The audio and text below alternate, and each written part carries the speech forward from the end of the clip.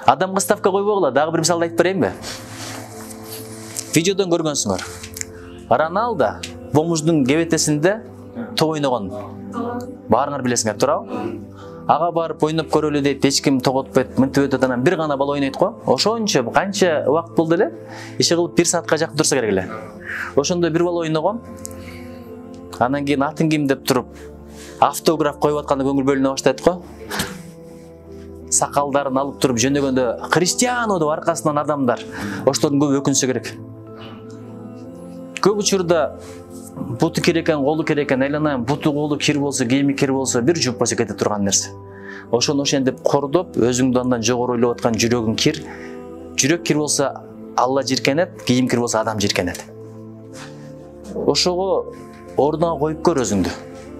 Мындай ставка койгондон абайлагыла.